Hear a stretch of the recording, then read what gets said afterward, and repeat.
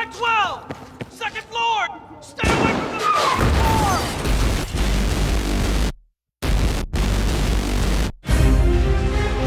We're really excited. We just closed down the beta, and with over 8 million unique players coming in across the different platforms and playing. It was a really incredible experience to see the people come out, play the game, lots of great feedback. We got tons of stuff from the people playing again. We had a small alpha trial earlier in the year. This one, obviously the beta, really big, lots of people coming in, so we saw all kinds of great stuff. Lots of fixes are in the way, updates, things like that, so people definitely help make a difference. There's stuff like the UI changed, how the spawn changes, like working together with your teammates, working like in the VoIP as well, some of the voice over IP elements. One of the ones I like actually was in the vehicles, like if you're in a tank, for instance, if you, on the console, we're playing PS3 behind us here, but on the console, if you hold down like L3, like push down the left stick, that's your you kind of get like a boost in your tank. And we've changed that to actually a toggle now, so you can toggle it on and off, where it's a little bit easier to kind of continue to steer and drive, just things like that. At this point, it's a lot of smaller fixes, the tweaks and tunes, which we'll continue to do after launch. But again, it's always the small things that sometimes make a difference. So we wanted to listen and incorporate as much as we can. Because it was all online, and we specifically focused on like that one map, that one mode.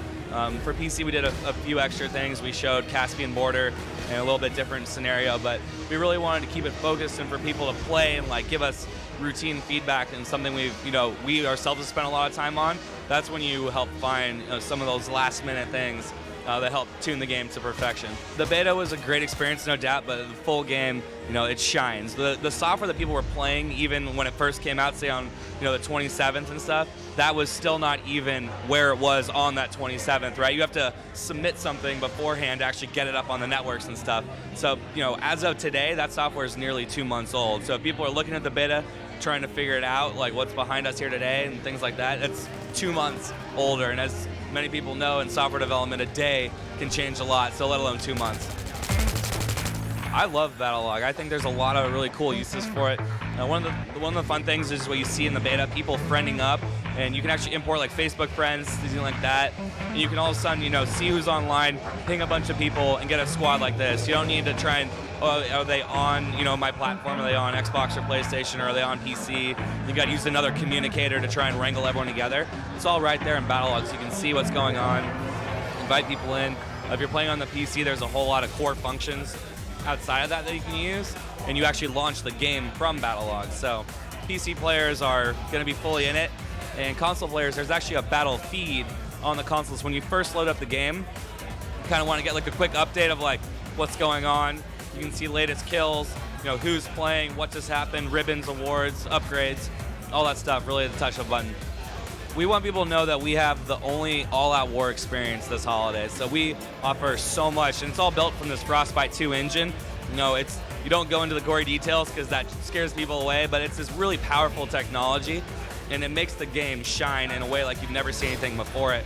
From destruction, the animation, the brand new lighting system. You see sometimes in the multiplayer, a guy run into the flashlight, and it kind of blinds you if it's at close enough light, because it's a tactical flashlight. It's what it's meant for. So these little things that people won't always recognize, everything from bringing down facades of buildings to crushing an enemy, or flying a jet and shooting down another jet with a missile. I mean, there's so many unique moments. We call them Battlefield moments in the game, and it's something that really no other franchise can offer you. One of my favorite things to do is first time someone sees the game, I'll get in a jet and I'll do a barrel roll in third-person view, and woo, like people just love seeing that.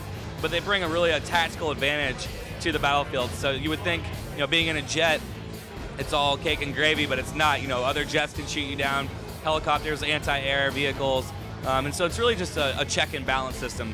No matter what you have, using that advantage, there's always something else that can take you down.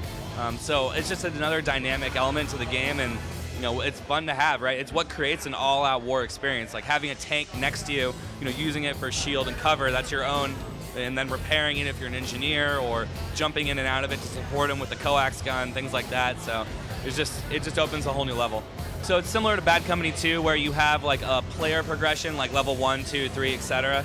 Then you also have a character progression. So if you're playing Assault, Support, Medic, and Engineer, or Support and Engineer, and as you're going through playing the different ones, you'll unlock weapons that are like agnostic, like shotguns, for every class, but as you're playing as an assault, for example, you'll unlock maybe like the next rifle scope, or an underslung attachment, or you know, a different grenade launcher, or different things like that. So there's a lot to it that you can work with, and as you're going through the game, we really like to think of it as the journey is the reward, not the end goal.